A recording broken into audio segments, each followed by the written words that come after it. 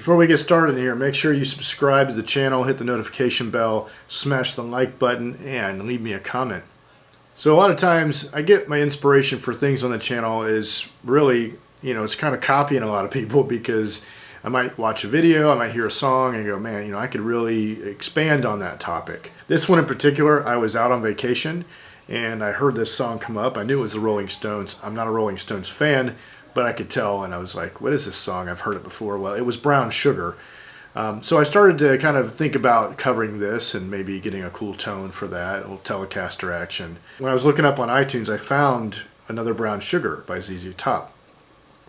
I'm a child of the 80s, I was born in the early 70s, grew up playing guitar in the 80s, so ZZ Top to me, at that time was, Sharp Dressed Man. So I heard this, I was like, what is this Brown Sugar by ZZ Top? So I played it, and I was like, oh man, I said, that tone is so raw and so just cool and vintage. I was like, I gotta figure out what this is. I kind of looked into it, and I was like, well, what were they using at the time here? There's debate whether it was an old Marshall. Most of the time they come back to a Tweed.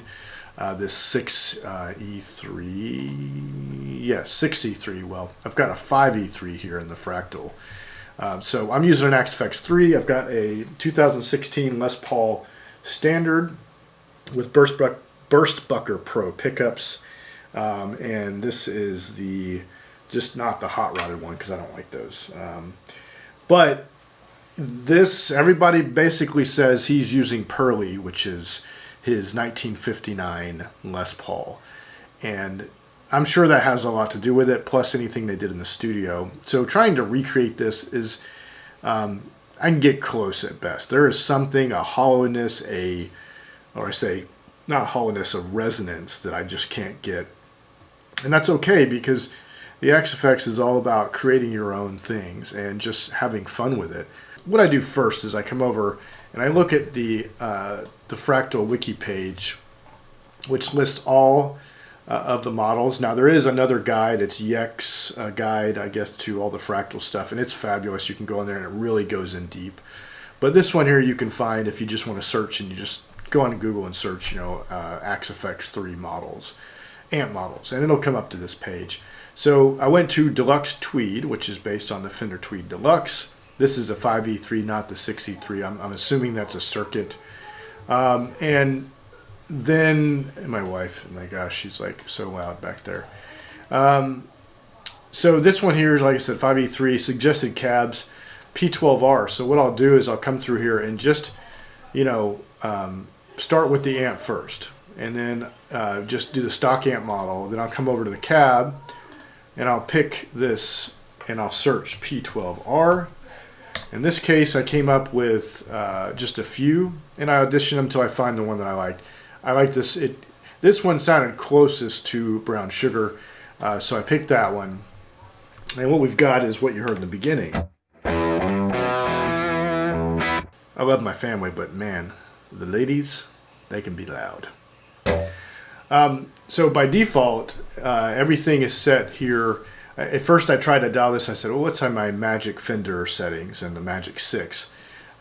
So I ended up coming in here and I dialed it in like this, and bass at 3, bass at 2, mid at 3, which is the 3 times 2, that's 6, treble at 6. But then I realized, let me look into this model. So I went back on the model, and it says the bass and mid controls are functional and recreate the amp when set to noon. And then I looked at the actual model. There is no bass and treble. It says original controls, volume and tone. This is modeled by the treble control, so that tone is the treble control. And bass and mid, when they're recreating the original when they're set to noon. So I was like, well, okay, the Magic 6 isn't going to work.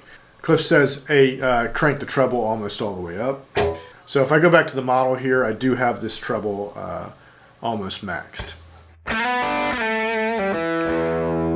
I think that's such a cool little tone to work with. Some of this stuff, you'll end up going down this rabbit hole and you're like, this amp, I just can't get what I need to out of this amp. Well, that's why I think it's important to at least start with some sort of manual and go through and see what best matches that. And then you can kind of experiment with cabinets later. So everything is really basically defaults. But the cab is where I kind of experimented a little bit. So the latest beta firmware, I think, is what, 2.5, something like that, or 2.05. It added this feature in the cab block called floor reflections, which is supposed to give this more of an amp in the room. Because it is a recording I'm trying to match, I'm not really worried about the amp in the room. But the default for this is set to 50%. So in the XFX3 over here, I do have it set for 50%. And you can't see it in the Axe Edit because it hasn't been updated to add that feature in here. And it would, once it's added, it will be in this room air.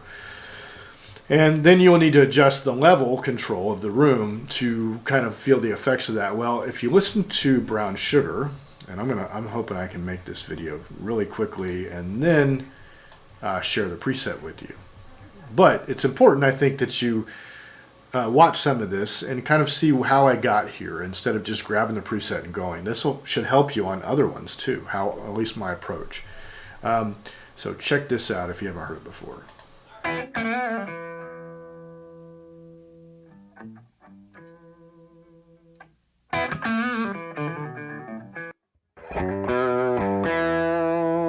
So there is a resonance, there is something in this that I just can't quite dial in, and that's okay. It's still a tone that it's really nice to play with.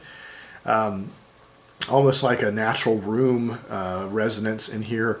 And I believe it probably has a lot to do with not having a 59 Les Paul, which he used his Les Paul called Pearl. I guess he named it Pearly. Or Pearl. Is it Pearly? Anyway. Cool story about that. Maybe read up on how he acquired it and where he got this guitar from and how much he paid for it. It's kind of sickening. So when I heard this, I was like, man, that is really just a cool tone, and I want to see how I can create that. And so that's why I came back and everybody talked about what he used here.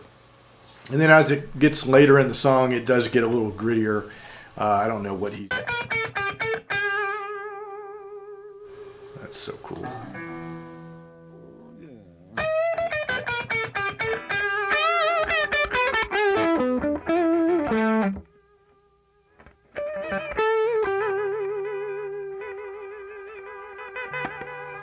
Got the Jimmy.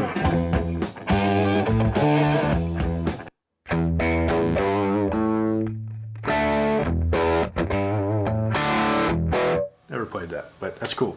So I'm not sure what he does there, if he, because of the time period was 1971. I'm not sure if he's, adding just a fuzz to it. Maybe that's what it is. I need to read more on it. But I kind of adjusted some things in here. Really just messed with the shape. I went from the hall to a room, and I left the size at default and just brought up the level till it felt comfortable.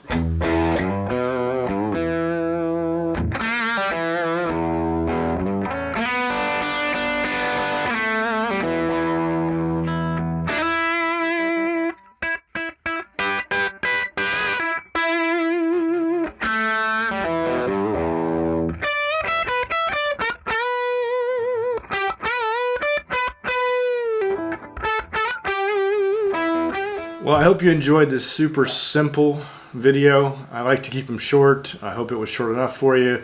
Go grab that preset in the description. It's nothing special, but you can add a fuzz to it.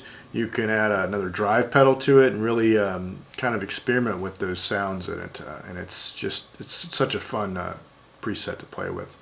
So hit that subscribe button, hit the notification bell, smash that like button and leave me a comment, and we'll see you later.